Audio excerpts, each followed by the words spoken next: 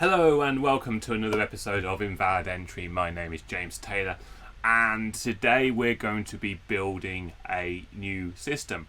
One of the things that I've been using recently about how to make better YouTube videos is it's better if there's a narration or a plot or a reason to do the things that you do. And even if that reason is a bit tenuous. So I'd like you to understand now that I have a purely rational fear of Lancastrian spies listening to my network, and therefore I need to build something to protect myself against these people. I'm aware I have some international viewers, especially my Canadian friends, so I just want to briefly explain that in the UK there is a war going on between the House of Lancaster and the House of York, and quite obviously the House of Lancaster is compensating for something because they just have to add more fleur-de-lis to their shield than the Honourable House of York. House of Lancashire is a county, whereas York is a fully fledged country in its own right. And I think we can understand now that the invasion or reignition of hostilities has already happened, because today we see in the news that Yorkshire has started to go and put road signs into Lincolnshire, which I do admit is a bit of a unsuspecting third party in this war of attrition. So we're going into full-fledged conflict now. We have to pick sides, but to protect ourselves against Lancastrian spies. So what we have here is a network. That is the setup. Roll with it. It doesn't get better. This is my network that we're going to talk about. I talked about this very briefly in a previous video, and I am going to reference that about remote packet capture. But basically I have two Raspberry Pis, left hand and right hand. And I am very suspicious that there are Lancastrian spies, see display on my switch in the middle. So there we go, Lancastrian spies are sitting on my switch. And I want to send messages from my loyalist left hand to my loyalist right hand. And specifically I want to communicate TCP connections. So I don't want to just build something where one application can talk to one application with custom code. I want it to be that any application such as a web browser can talk to any application such as a web server over here.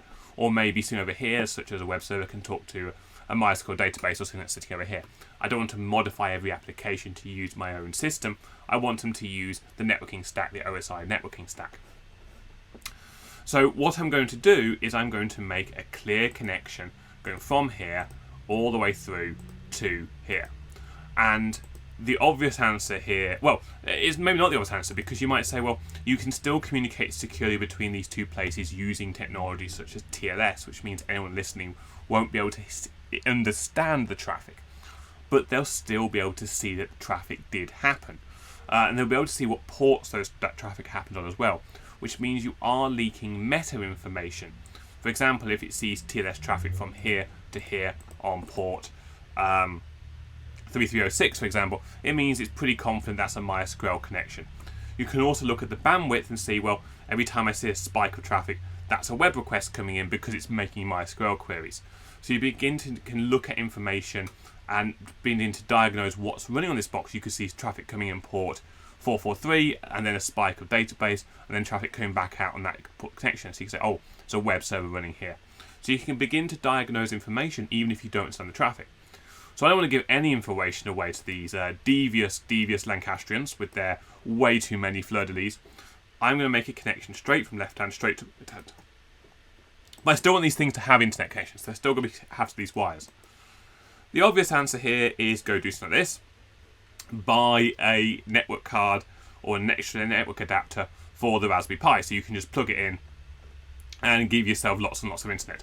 I'm not going to do that. I'm going to build a network device over here and actually physically link these two things together, building a link system together. Now, the way I'm going to do that, and the reason I'm doing the Pi, not the Mac or Windows computers, is because it's going to be very easy on Linux compared to the other things. I want to spend more time on the physical connection than I actually do on the software on the side.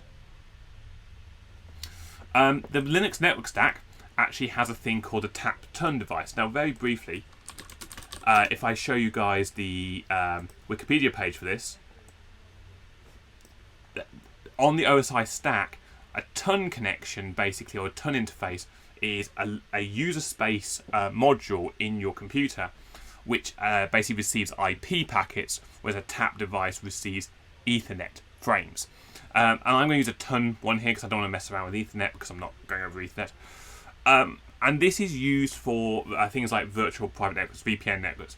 So you create a virtual connection, you set some routes up on the computer so it will actually communicate, and then you can basically receive them on the other end via whatever method, via another protocol or another interface, and then drop them back into the application stack. So Linux has built into it this idea of a tap turn, and it works really, really well. So I won't have to then actually edit the application or any of these layers above. I won't have to edit TCP or anything. I'll be able to just say, yes, create me a TCP socket on this other subnet I've got, this virtual subnet. Now I'm actually going to do a point-to-point connection here, so my subnet is going to be like a /31, I think. Although I may make the network slightly bigger just so I can handle it. But I don't really plan everyone adding more devices or doing routing. I'm basically going to have a module here which sends data all the way over. The way this is going to work is that basically I've got my OS. On this side, I'm going to create my ton device, which is going to be Python. I'm doing it in Python because it's going to be very, very little amount of code. I don't have to worry about things like mallocing memory addresses and stealing the rest of it. I've got a ton wrapper library which I'm going to use. And that's basically going to manage the collection of data. So this is also going to be mirrored on the other side. There's going to be 2 threads in this Python, by the way. One is for sending data and one's for receiving data. What I'm then going to do is I'm then going to make an Arduino on here. So this is going to communicate with the Python via serial. I'm going to have an Arduino on the other side as well. These Arduinos, so it's going from there into there, and these are bidirectional streams, and of course on this side as well. Now at this point, I'm going to communicate between the Arduinos. To begin with, I'm going to make a wire between the two, and I'm going to do, or 2 wires probably, so serial both directions. But I'm hoping to upgrade that maybe in a later video to using something like a light link, and then encode and decode data transmitted via either light or ultrasonic or something more interesting. That way I can then send a ping or a web request or curl request from here into something over here. To test this, on right hand, I'm going to be running an Nginx, which has got 2 services on, but specifically so I can connect to it, so I can have one which will work via the network and one interface which will only be bound to this interface here. So we can prove it's come through the right interface. On this side, I'm just going to have a curl. So I'm going to do a curl command all the way through those systems out the other side. That's the plan, and we'll see how well it goes. So the first thing to do is start building up the Python interface, the Arduino interface, wire it all up, and have a look how we're getting on then. So I'm going to pause there, I'm going to get on with some coding, and we'll see how it comes together.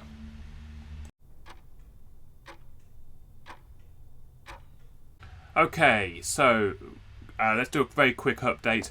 What we have here is 2 Arduinos. I have the Megas lying around because I use them to control my 3D plotters and various other things around the place. Basically 2 USB cables going into, at the moment, my Mac, and then just 2 jump leads going across. So I'm going from port 10 and 11 to ports 11 and 10. So you notice it's red and yellow here, but it's yellow and red there. The program on the Arduino is very simple. They've both got identical programs.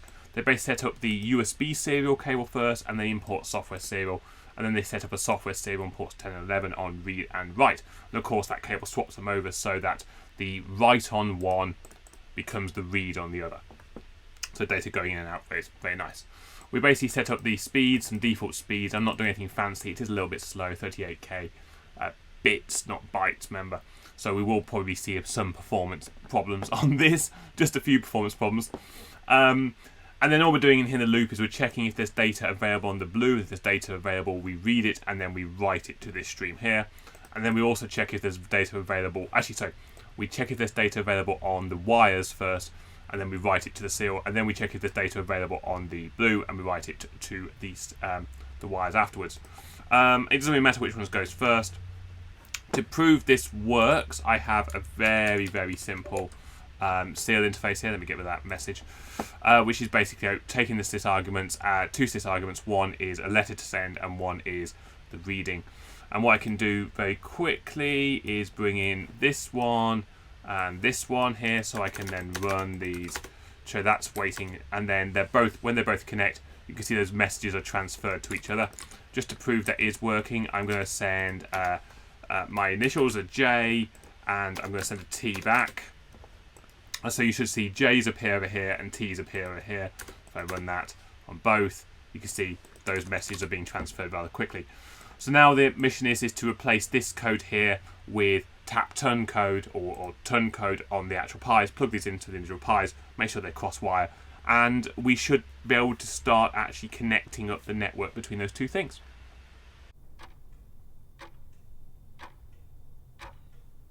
I wanted to catch up people where I was in this process. Usually what I do is I get the code working in advance, and then I go through coding. Even when I am coding, I've usually worked it out in advance in my head. The code is pretty simple. In fact, I will show you the code now. That's Discord. Basically what happens here is that I've got two functions, outbound and inbound. Outbound is basically reading data from the ton interface and sending that, using the packet to sort of read it, and sending that data to the serial. And I'm printing it off as well. And the inbound is doing completely the opposite. It's reading data from the serial and then sending it to the ton interface internally as well. What was happening earlier in the day, I will show very briefly what my Arduino, I think I recorded the Arduino bit.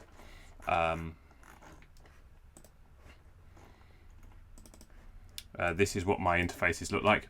So back and forth. But I have it worked fine when they were both plugged into my Mac, because of course my Mac has a ground connection between here and here. And I found that when I plugged it into the two pies, I'm getting data mismatching. I had sent a few bytes, but the bytes I received, maybe up to 10% of them were wrong.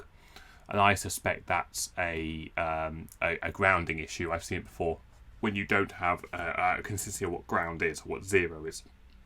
Because of course, to a computer, zero is relative. So you just define a voltage and say that's zero, and then 5 is above or below that, whatever your math's doing. So what I did was I added another cable, and you can see that behind me on the screen there, you can sort of see these dots here. I've got the TV on, but the two Arduinos are connected now with 3 cables. So I've just joined the ground here to the ground there. Since I did that, you can see this is left hand on the left and right hand on the right. You can see I'm now beginning to get the data is consistent. So it's these bytes here match these bytes here up to a degree. But I'm not getting them at the same time. So what I'm going to do is I'm going to introduce a few sleeps to allow data to buffer nicely. And I'm hoping then, if that's the case, this will... I think I may have to introduce a protocol to say is there enough data there or not before I write it, because I suspect what's happening is I'm writing half packets or garbage packets. I might just add the remote capture on and see what that gives me as well. But it's mostly progressed. I haven't been working this all day. I've actually been working this very little because I've gone for a walk, I've played Minecraft with the kids and stuff. So we'll just do a bit more work on this and see how it goes.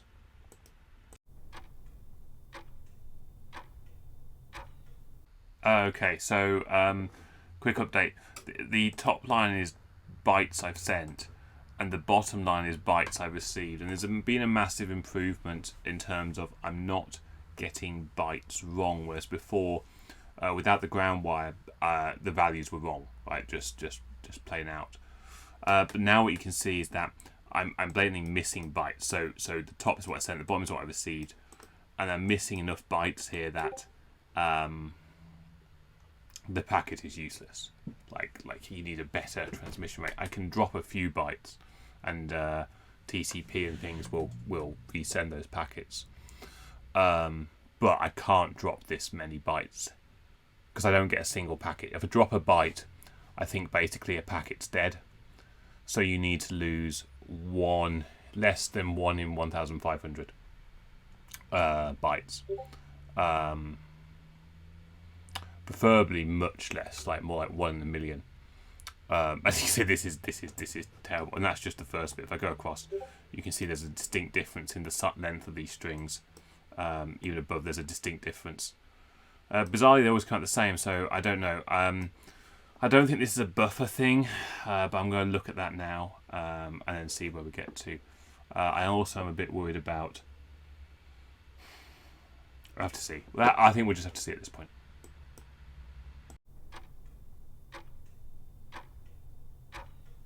I'm a bit lost for words. What I just noticed, I just did another capture. I've been playing around with timings to try and slow down the rate of data.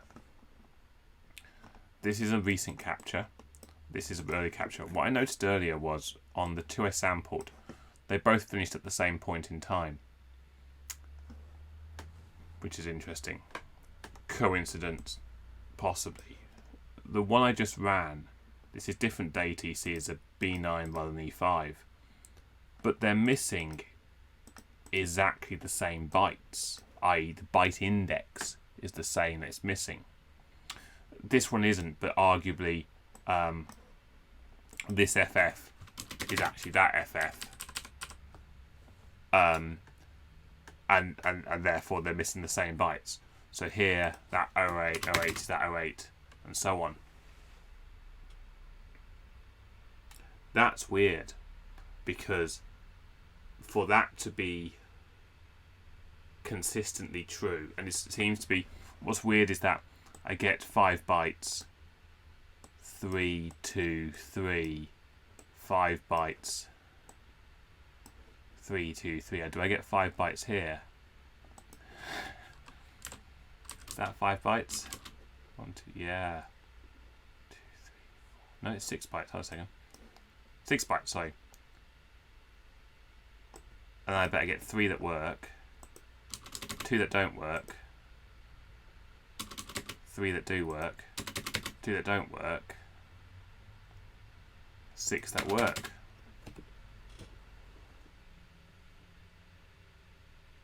And I'm not sure, going back to my original architecture diagram, I'm not sure where those packets are being lost. If that's in the Arduino, or if that's in the Python. So I think the Arduinos are notoriously difficult to debug, because I'm using the serial port. Normally when you write an Arduino code, you pump your output into the serial port, but I'm using the serial port. So that's an interesting problem to have. And I wonder if I run this on both computers again, I'll stop the pings. If I sh I at right hand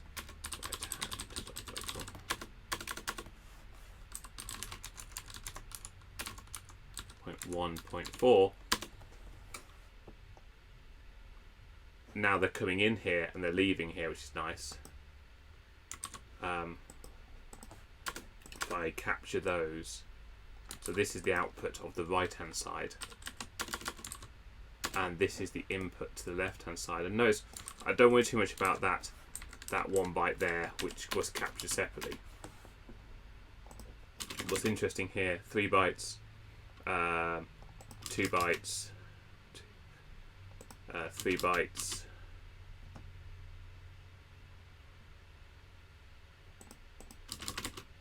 it's consistent in both directions. That is weird. That is very weird. And I'm going to stop here. But that's absolutely bizarre. I don't know what to say about that. Because if it was like a buffer system, I'd expect it to be consistent, like always jam at 5 or 6 bytes every time. But the fact I get these variances on dropped bytes, to add parity on is a real pain. I was hoping that I wouldn't need to. I don't really know what would cause that. I've slowed down the sending of packets massively. But yeah, that is I'm genuinely surprised by that.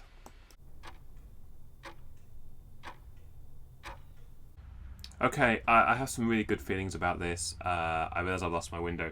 So left hand's on the left, right hand's on the right. This is going to run. The data here is complete. It was just a timing issue. So the amount of data here is still the same as the amount of data there. I'm getting pinged because I'm running a bit late. So this is what I'm going to ping. I'm going to ping from the right to the left. I believe I also have Wireshark has dropped offline. So I'm just going to put Wireshark on the right hand side as well.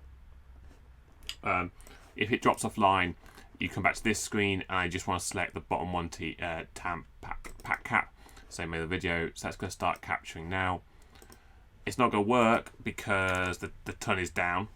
So what I'm going to do is start the ton on both sides. Start that really quickly, so I can see things going on. There's no data going across the ton at the moment. So I'm going to start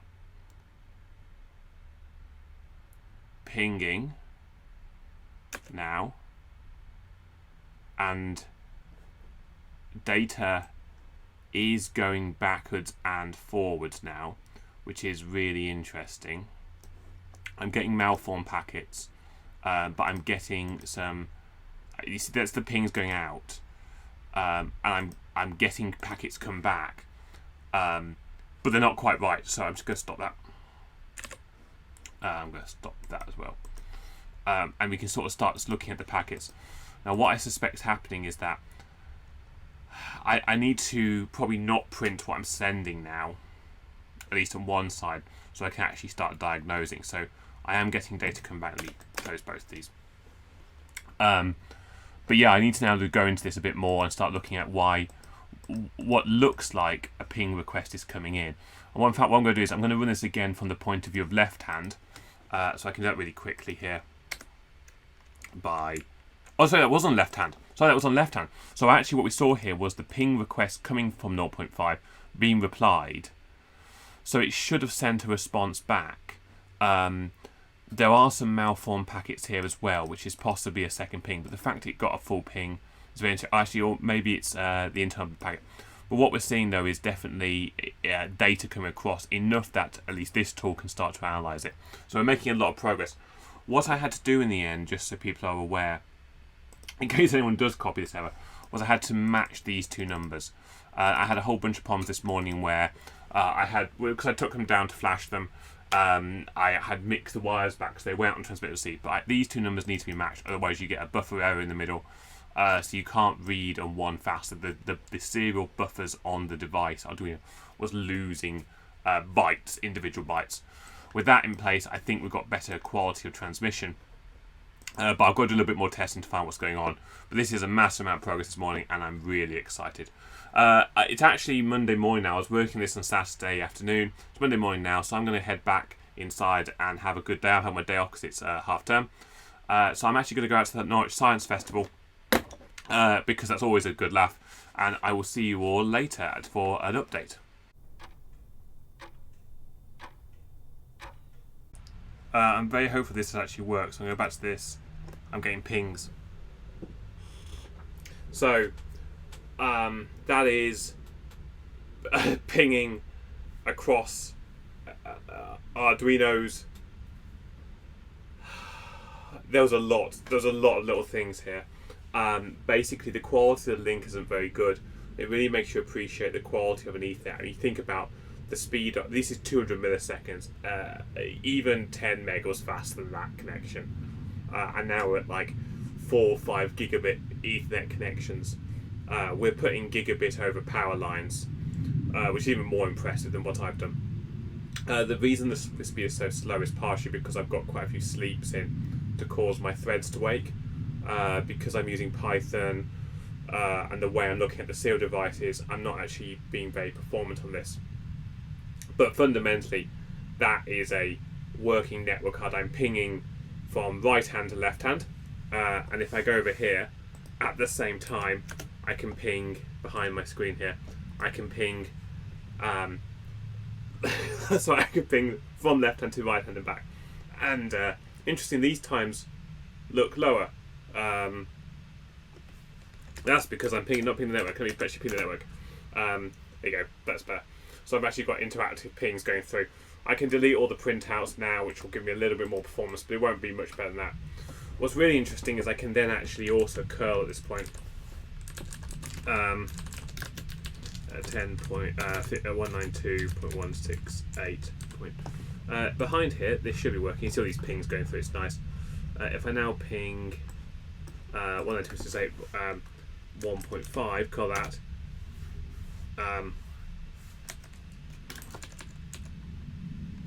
That's about it. This is probably going to give me a third error or something. But you can see actually it's beginning to do TLS over it.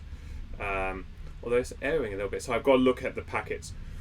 One of the things I had to actually do to make this work was I actually had to read the header of the TCP packet. You subtract 4 because the header length, in there's a length, and that's the length of the entire packet, including the header. And then I had to wait for that data to be available and read it. So I was reading one packet. When I write the turn, this isn't really a stream.